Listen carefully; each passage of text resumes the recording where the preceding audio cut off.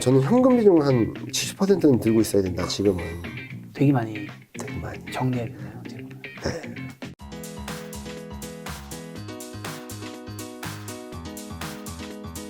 팀장님 말씀해 주신 게 사실 이 경기가 기대치보다 좀 못하고 있어서 이게 주가가 좀 네, 흐르는 네. 부분들도 있는 건데, 그게 이 오미크론 변이 바이러스, 코로나19 재확산이 문제인 맞아요. 건지, 그리고 사실 우리나라도 지금 사회적 거리두기 강화되고 있잖아요. 그렇죠. 이로 인한 좀 부담도 큰 것도 있는 건지. 자, 그것도 조금은 나눠서 보자라는 말씀을 좀 드리고 싶어요. 그러니까 제가 계속 강조드리는 것 중에 하나는 코로나19 재확산으로 인한 여파들은 근본적인 문제가, 그러니까 조정의 문제는 맞아요. 조정의 빌미가 될 수 있는 이유는 맞아요. 왜? 이렇게 좋아질 거라는 기대들을 코로나19 때문에 이렇게 땅 때려가지고 이 정도까지 흐름들로 낮춰놓으니까. 그러니까 이렇게 좋아질 거란 기대에 시장이 올랐다면 이 정도까지 올라간다면 다시 이렇게 조정받고 이렇게 올라갈 수도 있잖아요. 근데 이렇게 올라왔던 상황에서 기대감이 현실이 이 정도라면 조정폭이 크다라는 거예요. 근데 그렇다고 해서 경기가 나쁜 거냐? 큰일 난 거냐? 그건 또 아니거든요. 이 그림을 통해서 좀 보여드릴게요. 자, 이 그림이 코로나19가 좀 재확산되는 그림인데 아마 더 올라갈 거예요. 왜냐면은 지난 주말을 기점으로 영국에서도 8만 명, 9만 명 나오고 있고, 유럽이 다시 막 40만 명대 후반으로 막 올라가고 있는 상황이고, 그동안 그나마 조금은 덜했던 스페인하고 프랑스하고 이런 나라들이 또 난리가 났어요. 그런 상황이고, 미국도 지금 10만 명을 확 넘어서고 있는 상황이라서 코로나19 재확산에 대한 부담들, 공포감들은 계속적으로 조금 더 있을 것 같아요. 근데 문제는 요 차별화된 그림은 요 그림을 통해서 보실 수 있을 것 같아요. 요 그림이 뭐냐면은 이동성 지수예요. 이동성. 구글에서 데일리로 계속적으로 업데이트해서 보여주는데, 사람들이 소매점이나 여가 활동을 하는 데 있어서 얼마나 이동을 하느냐. 0이 코로나19 이전 수준이거든요. 0을 넘어선 플러스권이면 코로나19 직전보다 더 많은 사람들이 활동을 하고 있다. 마이너스는 이때 한번 보시죠. 마이너스 100이에요, 거의. 아예 활동을 아예 안 하는, 전면 봉쇄를 해버린 거예요. 셧다운 했을 때. 셧다운, 맞아요. 이때 보시면 스페인은 마이너스 100에 거의 근접했고, 독일도 그렇고, 영국도 그렇고, 미국은 그나마 마이너스 5, 60% 정도 수준에 성방을 했으니까 회복이 좀 더 빨랐던 거고. 근데 자, 지금 어떤 거 한번 보시죠. 유럽 평균, 주국들 평균이 마이너스 10에서 20% 정도 수준입니다. 미국은 마이너스 10% 전후예요. 영국도 지금 난리가 났다라고 하는데 마이너스 10%, 20% 수준이고, 스페인도 그렇고요. 독일은 지금 봉쇄 조치 강도로만 보면은 작년 1월하고 올해 1월하고 비슷해요. 사상 최대 봉쇄 조치를 하고 있는데, 그렇다고 해서 이동성 지수가 이때 올해 1월 달처럼 빠지진 않았어요. 자, 남아프리카 공화국. 오미크론을 진원제라고 하는데 여기 또 올라가 있어요. 대단한데. 자, 왜 그럴까라는 것들을 보면은 방역 조치가 후퇴하고 뭐 방역 조치를 강화하고 하는 건 맞는데 전면 봉쇄는 선택하지 않는 거예요. 봉쇄 조치를 한다고 하더라도 미접종자의 대상으로. 접종자들은 최소한의 경제 활동을 할 수 있게 만들어준 거예요. 그러니까 미접종자들은 약국, 이 일부 필수점 빼고는 봉쇄 조치를 해버리고 있는 상황이거든요. 그래서 작년 11월, 12월, 올해 1월과 같은 이런 이동성 지수가 대폭락하는 그림을 보여주지 않고 있다는 거예요.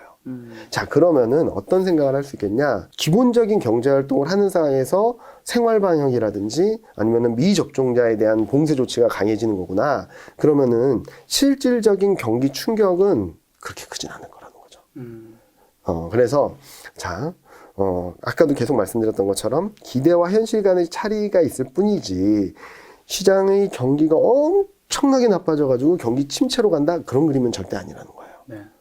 그래서 그런 것들을 좀 차별화해서 보시면 좋을 것 같다라고 말씀을 드리고 있는 건데요.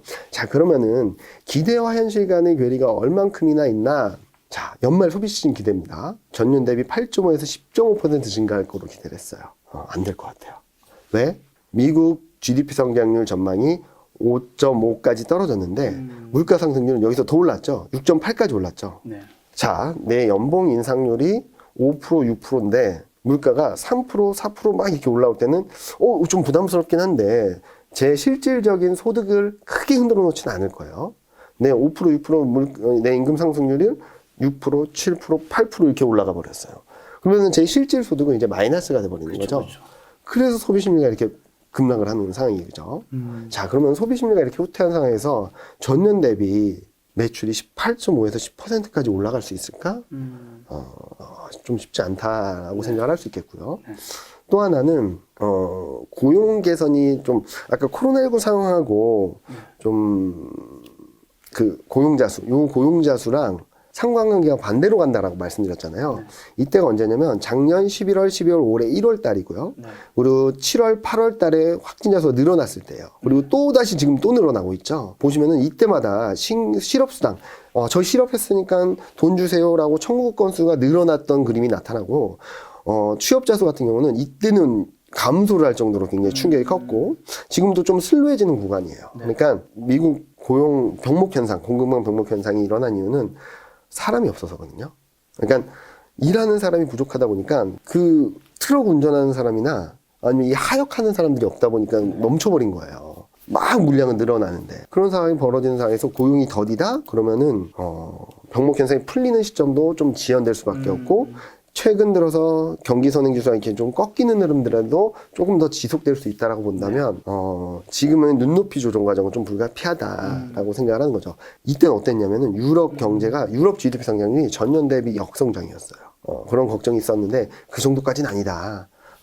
보여드린 것처럼 좀 슬로해지는 구간으로 들어가는데 기대와 현실 간의 눈높이가 좀 괴리가 커질 수밖에 없다라고 보시는 게 맞지 않을까 생각을 합니다. 그러면은 얼마나 소비가 부진하고 얼마나 병목 현상이 심한지를 데이터로 하나씩 보여드릴게요.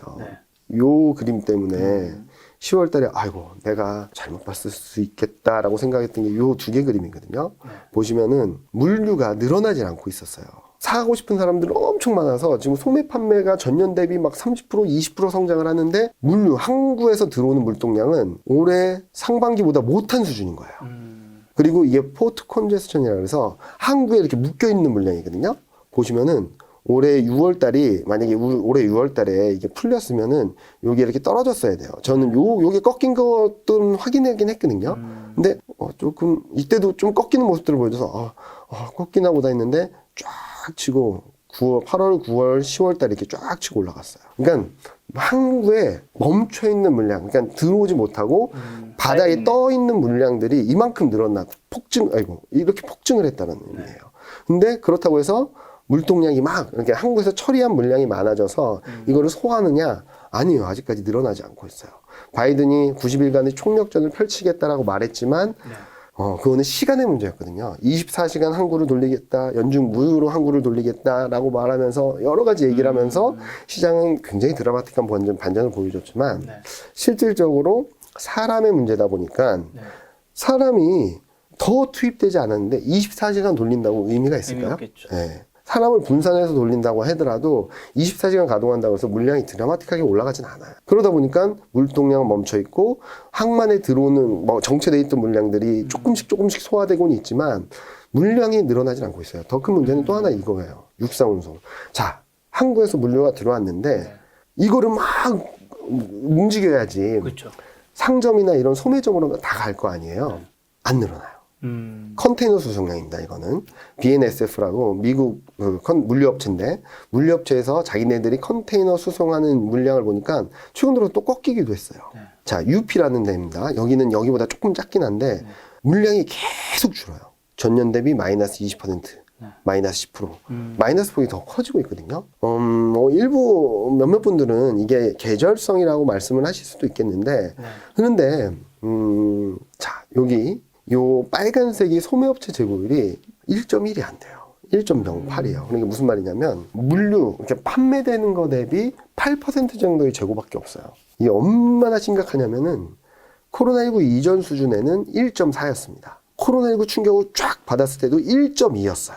그러니까 코로나19 충격이 있었을 때도 1.2였는데 더 없네요. 병목 현상이 더 심해지면서 1.05까지 떨어졌다, 1.11까지 늘어난 듯 했다가 최근 연말 소비 시즌에 돌아왔는데 아까 보여드렸던 것처럼 운송이 안 되다 보니까 물류가 들어와야지 재고를 쌓아놓고 그걸 파는데 쌓여있던 재고까지 줄어드는 상황이 벌어진 거예요. 자, 이렇게 되면 무슨 일이 벌어지냐? 요번에 블랙 프라이데이 뜨거웠나요? 별로 안 뜨거웠어요. 왜냐면은 블랙 프라이데이가 할인이 엄청 하고 막 할인율이 막 할인을 많이 하고 사람들이 막 열광을 했던 이유는 그 전에 물류 이렇게 쌓아놓고 할인을 크게 하죠. 그 다음에 많이 파는 거예요. 마진을 조금 남겨도, 그러니까 할인을 많이 해서 많이 조금 남겨서 엄청나게 팔아니까 이익이 생기는 건데, 지금은 물량이 별로 없어요. 많이 못 팔겠죠. 많이 못 파니까 할인을 많이 할 수 없어요. 그래서 어떤 일이 벌어졌냐. 추수감사절 이후 주말, 그 다음 일요일 온라인 매출 보면은 사상 처음으로 역성장을 했어요. 감소를 한 거예요. 뭐 이전에 10월 달에 먼저 산 사람들도 있었어요. 그래서 소매 판매 증가율도 10월 달이 1.7 많이 올라갔거든요. 네. 그런데 남아있는 물량이 없다 보니까 온라인에서도 판매를 할 수가 없었던 거예요. 그래서 사상 처음으로, 역사상 처음으로 역성장을 하는 모습을 보여줬다. 그러면은 앞서 보여드렸던 대로 네. 병목 현상이 물류가 제대로 돌지 않고 네. 그 항구에서도 돌지 않던 물량이 육상으로도 이동을 잘 제대로 못 하다 보니까 소매업체들의 재고율이 급감을 했고 네. 그로 인해서 할인도 많이 못했고 네. 그나마 있었던 재고까지 소진이 되면서 온라인 매출은 역성장을 했다. 사상 처음으로. 네. 그러면은 병목 현상이 풀리고 소비가 좋아지면은 괜찮은 거 아니냐? 근데 여기서 또 아까 맨 처음에 아까 말씀드렸던 것 중에 하나가 고용을 말씀드렸잖아요. 고용이 왜 중요한지 이렇게 말씀을 드릴게요. 자, 여기 보시면은 와, 미국은 대단했어요, 진짜로. 이때 세 번에 걸쳐서 재난지원금 같이 소득을 지원해 줘가지고 소득이 엄청나게 늘었어요. 순식간에. 네. 근데 역시 미국인답게 네. 다 썼습니다, 거의. 그래서 실질 소득이 가처분 소득이 급감을 해버렸어요. 네. 빨간색이 뭐 기준을 생각되는 건가요? 빨간색이 금융위기 이후 추세라고 생각을 하시면 돼요. 그래서 이때 바짝 올라가니까 금융위기 이후 흐름들보다는 더 좋은 그림을 보여줬던 거죠. 근데 이게 문제가 뭐냐면 툭 떨어져 버렸던 거예요. 네. 여기 툭 떨어져 버렸고 네. 그 돈이 많이 들어오니까 일시적으로 저축률이 막 30%까지 올라갔던 거예요. 근데 이게 이전 수준으로 복귀해 버렸어요. 7% 수준으로. 네. 자, 그러면은 자, 지금부터는 더 쓸 수 있는 만한 돈이 많지 않아지고 있다라는 시그널이에요. 그렇죠. 자, 그러면은 내가 들고 있었던 재난지원금을 받았던 실업수당으로 보조를 받았던 금액들이 사라지면서 소득이 줄기 시작하잖아요. 자, 그러면 여기에서 자연스럽게 따라가야 될 게 임금소득이잖아요. 일을 하면서 다시 소득을 얻게 되면 이 개인소득이나 가처분소득이 다시 이렇게 올라가면서 이렇게 안정이 되겠죠. 그쵸? 이렇게 쭉쭉 빠지는 흐름이 아니라. 네. 근데 앞서 보여드렸던 것처럼 지금 임금 상승률은 높긴 하지만 네. 사람들의 고용이 원활하지 못하다 보니까 이게 빠르게 올라갈 수 있을지 장담하기 좀 어려운 거예요. 그래서 아까 계속 말씀드렸던 것처럼 코로나19, 고용, 병목 현상, 소비 이런 것들이 다 맞물려 있는 상황이거든요. 이런 것들이 풀리는지 여부를 확인하는 시간이 1, 2월까지 있을 거다. 라고 보는 거죠. 그래서 제가 계속적으로 1월, 2월까지는 좀 조심하자라고 말씀을 드리는 네. 이유가 그런 그림이고, 자, 이거는 국내 변수입니다. 아까 보여드렸던 것처럼, 3, 4분기 실적 시즌 10월 달이 되면서 미국 이익에 대한 눈높이는 계속 높아졌는데 한국이 이렇게 꺾여버렸다라는 말씀 드렸잖아요.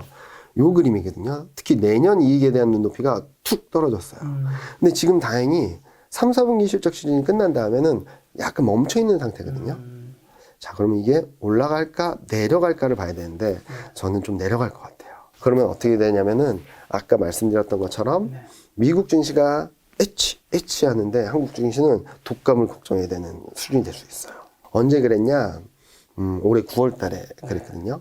8월 달에 미국 증시는 사상치고 챙진, 한국은 반도체 업황 불안 때문에 3,000선 초반으로 레벨 다운. 근데 9월 달에 미국이 흔들리다 보니까 코스피는 2,900까지 다이렉트를 하락.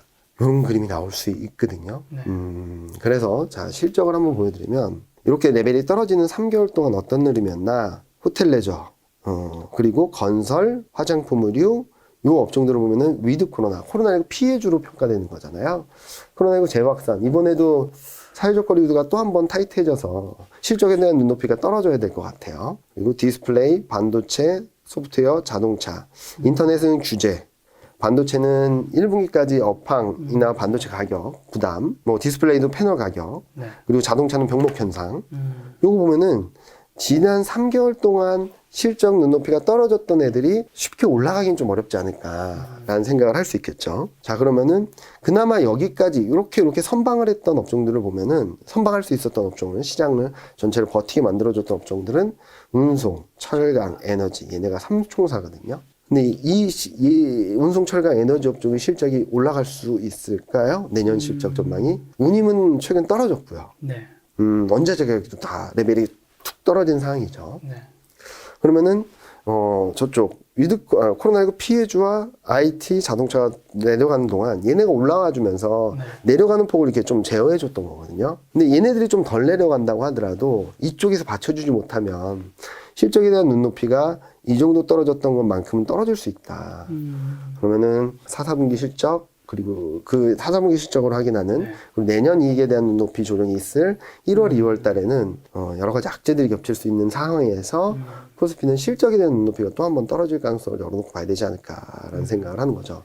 특히 앞서 말씀드렸던 걸 쭉 정리를 해보면은 경기가 다소 불안한데 기대와 현실 간의 괴리를 좁히는 시장 상황이 벌어질 수 있는 상황에서 코스피는 이익에 대한 눈높이가 조금 더 떨어질 수 있고 수급도 12월에 들어왔던 프로그램 매도가 출회되고 12월 말까지 이어졌던 숏커버링 매수가 공매도를 새로 구축하는 상황 그리고 대형 IPO가 들어오는 수급 그렇게 본다면 코스피가 쉽게 올라갈 수 있다라고 말씀드리기는 어려울 것 같아요. 오히려 더 1월, 2월 달까지는 이런 변수들을 부담 요인들을 확인하고 대응하는 게 맞지 않을까라는 생각을 하고 말씀을 드리고 있습니다. 이익도 안 좋고 수급도 안 좋고 그럼 이때는 좀 어떻게 대응해야 될까요? 뭐 그냥 다 파나요?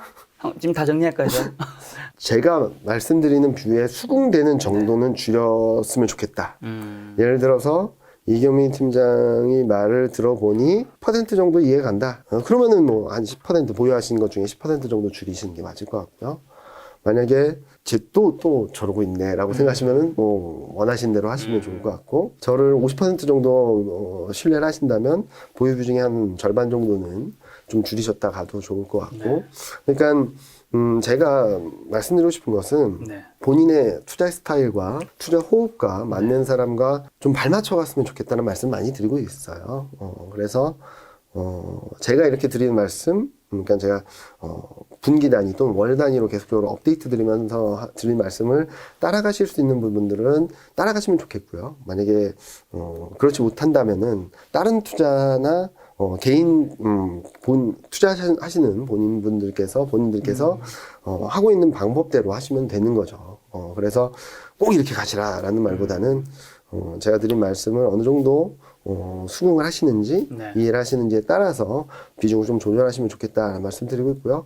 저는 그냥 러프하게 처음 하시는 분, 그렇게 잘 모르겠으니까 어느 정도, 당신의 기준에서 어느 정도는 비중을 줄여야 될까라고 물어보신다면, 저는 현금 비중을 한 70%는 들고 있어야 된다, 지금은. 라고 말씀을 드리고 있습니다. 되게 많이 정리해야 되네요, 어떻게 보면. 네. 그렇게 말씀드리고 있죠. 그리고 만약에 그래도 나는 아주 장기적으로 투자를 하고 싶어 라고 말씀을 하시는 분들도 50% 정도는 좀 줄이셨다가 좀 단가가 싸졌을 때 조금 더 타시면 좀 더 저점에서 하시면은 좋지 않을까 생각을 하는데 여러분들이 한번 제가 드리는 말씀을 한번 잘 생각을 해보시고 대응을 하시는 게 좋지 않을까. 강요할 수는 없고요. 그렇습니다. 네. 그럼 그동안 좀 반도체 같은 게 분위기 좀 좋았고, 최근에 시크릿도 좀 반등하고 있는데, 이런 것들은 좀 어떻게 접근을 해야 될까요? 일단은, 이 그림을 보시면은, 이게 뭐냐면은, 에너지 철강 조선 시클리컬. 많은 분들이 너무 좋았다라고 말씀을 하시기도 하는데, 좋았던 시절은 1월 중순부터 5월 달까지였어요.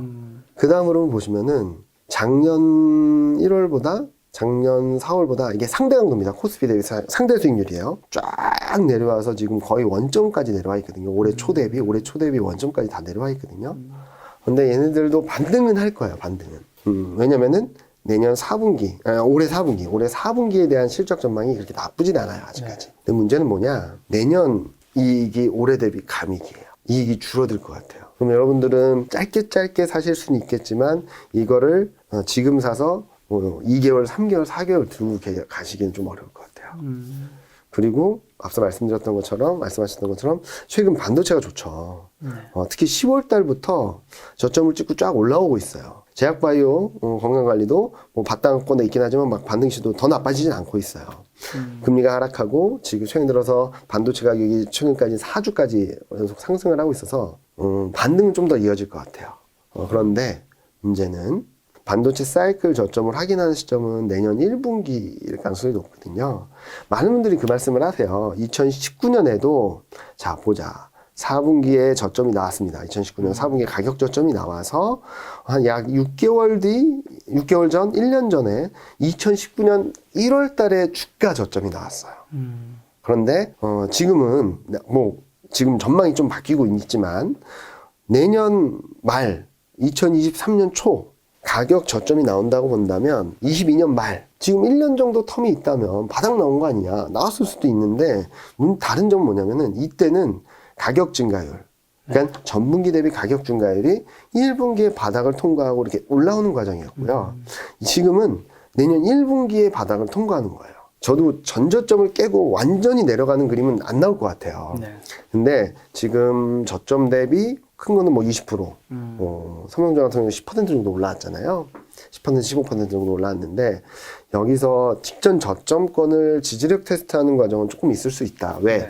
반도체 저점 사이클을 아직 확인하지 못했기 때문에 지지력 테스트 한 번 있을 수 있기 때문에 저는 펀드 매니저분들 그러니까 포트폴리오 업종 대비 시가총액 업종 대비 내가 갖고 있는 포트폴리오 비중을 조절하면서 시장을 아웃하는 시장을 이기려는 투자자분들은 저는 지금부터라도 반도체 사셔도 된다라는 말씀을 드려요. 왜냐하면 시장보다 못하진 않을 것 같아요. 절대적인 가격에 따라서 매매하시는 분들한테는 지금은 살 때 아니다. 오히려 지금은 좀 정리했다가 좀 싸게 살 기회를 찾자라는 말씀을 드리고 있고요. 제약바이오도 종목별로 대응을 할 수는 있습니다. 그런데 내년의 흐름들을 보시면은 이렇습니다. 이 파란색이 뭐냐면은 전년 대비 이익 증가율이거든요. 네. 2분기 마이너스 20, 3분기 마이너스 15, 4분기 마이너스 10. 그래서 종목별 대응은 가능한데 저희가 업종으로서 추천드리지는 못하고 있어요. 그래서 제약바이오 업종한테 애널리스트한테 물어보면 종목이 뭐 이런 거 좋다라고 말씀을 하시는데 전반적으로 보면은 뭐 신약 개발이나 이런 쪽들은 개별 기업들이 실적이 어느 정도 탄탄한 상황에서 플러스 알파 모멘텀 있는 애들은 괜찮을 것 같은데 진단 키트나 뭐 백신 개발이나 이런 데에 대한 기대감들이 컸던 종목들은 조금 조심하자라는 말씀을 차별적으로 드리고 있죠. 그래서 저는 요 그림을 다시 한번 보여드리면 에너지조선 철강 건강관리 반도체 에너지조선 철강은 단기적으로 낙폭이 컸던 업종이고요. 근데 4분기 실적에 대한 기대감이 있는 업종 제약바이오와 반도체는 올해 내내 소외받았던 업종인데 금리 하락이라든지 업황이 개선될 거라는 기대 반도체 주가가 반도체 가격이 상승 관련할 거라는 기대감들로 움직이는데 얘네들을 들고 뭐 한 달 보름 이렇게 있자가 들고 가자는 말씀을 드리는 거 아니에요. 에너지, 조선, 철강, 제약바이오, 반도체를 리스트에 두고 훅 빠졌다 싶으면 조금 샀다가 훅 튀어올랐다 그럼 팔고 요거를 계속 반복해야 된다는 말씀을 드리는 거거든요. 얘네들이 업종별로 막 이렇게 왔다 갔다 할 거예요. 최근 보시면은 반도체가 치고 올라갈 때는 에너지, 조선, 철강이 막 밀려났다가 반도체가 쉴 때는 에너지, 조선, 철강이 튀고 뭐 이런 반복된 흐름들을 보여주고 있거든요. 그래서 단기 트레이딩이긴 하지만 굉장히 난도가 높은 굉장히 짧게 움직여야 되는 거라서 저는 개인 투자자분들한테는 별로 추천드리지 않는 거고요. 네.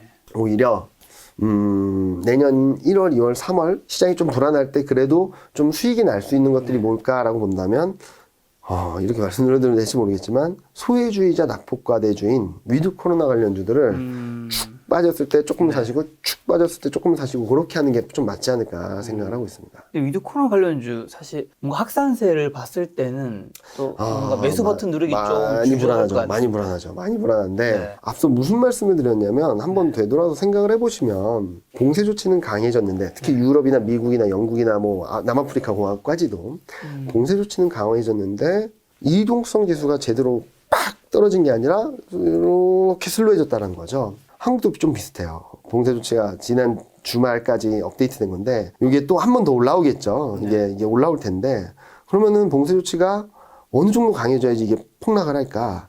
올해 7월, 8월, 9월, 10월 달에 봉쇄 조치가 8월, 9월, 10월 달에 이렇게 강해졌을 때도 이동성 지수, 사람들이 이동하는 소매 판매 여가 시설에 이동하는 건 플러스였어요. 예상했던 것보다, 걱정했던 것보다 소비 심리가 엄청 나빠지거나 소비 지표 박살이 나거나 그런 그림은 아니라는 거예요. 네. 그런 상황에서 올해 4분기, 요게 회색이 민간 소비거든요. 네. 올 내년 1분기까지는 민간 소비 증가율이 한국 GDP 성장률보다 훨씬 높아요. 2%포인트 이상 높아요. 네. 자, 그러면은 위드 코로나 정책이 후퇴되고 그리고 방역 조치가 강해지고 네. 그런 그림이 나온다 하더라도 시장이 대폭락할 것인가? 위드 코로나주 종목들이 실적이 망가지고 업황이 망가지고 막 이렇게 될 것인가? 불안감의 주가는 많이 흔들리더라도 실질적으로 우리가 볼 수 있는 이익이라든지 매크로 지표라든지 이익 지표는 그렇게 나쁘지 않을 것 같다는 거죠. 근데 그래서 이 업종들은 거꾸로 보자라는 거예요. 앞서 제가 말씀드렸던 건 기대와 현실 간의 괴리가 이렇게 벌어져 있으면 이 조정을 받을 수밖에 없다고 말씀드렸는데 거꾸로 말씀드리는 건 불안 심리와 현실 간의 흐름들이 이렇게 괴리가 커진다면 반등 탄력도 클 수 있다는 거죠. 그래서 위드 코로나 관련주는 조금 앞서 지금까지 말씀드렸던 시장과 조금은 다르게 볼 여지가 있기 때문에 이쪽은 변동세가 커질 때마다 담아 놓으셔도 내년 1분기, 2분기 시장이 불안할 때도 크게 흔들리지 않을 거고 좀 받는 탄력도 어떻게 보면은 작년에 올해 1월 중순 이후 시장이 반등을 할 때 시장이 불안할 때도 좀 상대적으로 강했던 시클리컬 같은 역할을 올해 말 내년에는 위드 코로나 관련주들이 한번 해주지 않을까라는 생각을 좀 근데 사실 위드 코로나 관련주도 뭐 호텔도 있고 항공도 있고 그쵸. 카지노 그다음 레저 뭐 다양하게 있는데 그중에서 좀 더 어떤 쪽에 포커스를 맞춰야 될까요? 다 좋다고 하시는 거 다 아닙니까? 좋다는 건 아니고 그러니까요. 제가 지금 말씀드리고 싶은 거는 미디어 엔터 쪽. 뭐 어떻게 보면은 위드 코로나 어떻게 위드 코로나냐라고 말씀하실 수도 있는데 뭐 여러 가지 이슈가 잡혀 있고 그리고 성장주로서의 변신을 하고 있는 네. 미디어 콘텐츠 쪽 그리고 영화관 이런 쪽을 좀 좋게 보고 있고요. 그리고 또 하나는 호텔 레저. 또 하나의 모멘텀은 2월 달에 네. 중국 동계올림픽을 앞두고 한국과의 관계 개선이 있다면은 네. 이쪽들이 좀 좋지 않을까라는 생각을 하고 있고요. 그리고 의류, 화장품 의류 이쪽들도 워낙 많이 눌려 있고 지금 업종 수익률을 보면은 올해 수익률이 건강관리, 제약바이오 다음으로 화장품 의류가 제일 못해요. 네. 그래서 가격 메리트적인 측면에 있어서도 반등 시도가 좀 있을 수 있겠다라는 말씀을 드리고 있어서 화장품 의류, 미디어 교육 그리고 호텔 레저 그리고 세업 쪽은 좀 좋게 보고 있고요. 뭐 소매 유통이나 이런 쪽들도 좋을 수 있겠지만 네. 반등의 강도라든지 탄력들은 가격적인 측면이나 실적적인 측면을 고려해서 봤을 때 호텔 레저와 화장품 의류, 미디어 교육 이 세 개가 좀 좋다라고 생각을 하고 있고 특히 미디어나 컨텐츠 쪽은 특히 컨텐츠 쪽이나 엔터 쪽은 좀 길게 가져가도 되지 않을까. 요즘 핫하죠 NFT. 뭐. 그리고 오징어 게임, BTS. 저는 이런 트렌드가 일시적으로 끝나진 않을 거라고 생각을 하거든요. 싸이 때랑 그리고 기생충 때랑 전혀 다른 스타일이라고 봐요. 싸이는 원히트 원더였고 기생충은 주류 문화에서 인정을 해주는 듯한 거였지 기조에서 막 끌어올린 인기는 BTS랑 오징어 게임이 처음이거든요. K 컨텐츠에 대해서. 그런 흐름들이 언제까지 지속될지는 봐야 될 것 같긴 한데 네. 쉽게 꺾이진 않을 것 같다. 왜냐면은 오징어 게임 다음에도 여러 작품들이 계속 그쵸. 지오, 네, 마이네임. 1위를 하고 있고 1위하고 뭐 5위 안에 들고 그리고 몇몇 드라마는 롱런을 하는 듯한 모습들도 보여주고 있고 그리고 넷플릭스 특성상 알고리즘을 통해서 비슷한 드라마들을 계속 추천해 줍니다. 보셨나요? 한국. 네, 그런 것들도 있고 또 하나 NFT랑 엔터랑 좀 맞물려서 본다면 네. 컨텐츠를 가지고 있는 데들이 결국에는 좀 승자가 될 가능성이 높아요. 이런 부분들도 좀 고려해서 본다면, 그리고 이익 전망이 어떻게 되냐면, 다음번에 와서 보여드릴게요. 제가 그림 같은 걸. 이익 전망이 쭉 멈춰있다가 미디어 쪽이요. 쭉 미디어 엔터 쪽이 쭉 멈춰있다가 이렇게 올라가는 그림이 나와주고 있어요. 실적 전망치도. 그래서 변신을 하고 있다라는 측면에서, 뭐, 위드 코로나 관련주로서 호텔 레저, 뭐 화장품 의류 말씀드리고 있지만, 미디어 교육은 조금 더 길게 봐도 좋겠다라는 말씀을 드리고 있습니다. 팀장님이 이제 김작가 TV에 처음인가 두 번째쯤 나왔을 때 제가 그 확진자 수 여쭤봤을 때 만약에 10,000명쯤 되면 1일 확진자가 어떻게 해야 되나 했을 때는 10,000명쯤 되면 거의 주식 대부분 다 정리하기 좋을 것 같다라고 네. 멘트를 하셨던 거 기억나세요? 네네. 지금 사실 거의 10,000명 가까워지고 있죠. 60명까지 왔잖아요. 네. 진짜 만약에 10,000명까지 가면 어떻게 생각하세요? 근데 그때랑 지금 조금 다른 것 중에 하나는 네. 백신, 치료제. 네네. 제가 작년 앞서도 말씀드렸던 것 중에 하나가 경기가 언제쯤 좋아질 것 같냐라는 말씀을 하셨을 때 제가 내년 봄이 되면서 좀 좋아질 수 있다라고 말씀드린 것 중에 하나가 백신이거든요. 왜냐면은 오미크론이라는 변이 바이러스를 반영한 업그레이드된 백신이 나올 시점이 11월 말 대비 6주 정도, 이거를 배송을 해서 맞을 수 있는 시점이 100일 이내라 그랬어요. 그러면은 2월 말에서 3월 초거든요. 그러면은 여기에 대한 방어력도 생기는 거고. 그래서 지금 현재 본다면은 제가 말씀드렸던 것처럼 10,000명이 넘어서고 그러면은 또 시장이 추렁추렁 하겠죠. 그런데 지금 백신 효능이나 이런 것들을 감안해서 본다면 뭐 일시적으로 흔들릴 수는 있겠지만 그게 어느 정도 레벨, 그러니까 백신, 코로나19 확진자 수만 가지고 대응을 하기는 좀 어렵다. 그 당시 제가 처음 나왔을 때만 하더라도 백신을 얼마나 맞을지, 접종률이 얼마나 될지, 지금 뭐 저희가 3차 부스터까지 맞고 있는 상황이잖아요. 그렇게 본다면 결국에는 진정될 수 있는 방향성으로 본다면 네. 일시적인 단기 충격은 있을 수 있지만 궁극적으로는 방향성 자체는 긍정적일 것이다 라고 생각을 하고 있고, 이런 변수들이 언제쯤 들어올까를 가민해서 본다면은, 그래서 저는 단기적으로는 좀 비중을 줄였다가 다시 매수할 기회를 잡자라고 말씀드린 것도 그때처럼 뭐 다 팔고 떠나야 된다 그건 아니고요. 좀 단기적으로는 비중을 줄여야 되는, 그러니까 지금에서 10,000명이 넘었을 때 파는 게 아니라 지금 좀 줄여가지고 그때가 왔을 때쯤 좀 기회를 탐색할 수 있는 여유를 갖자라는 말씀을 드리고 싶죠.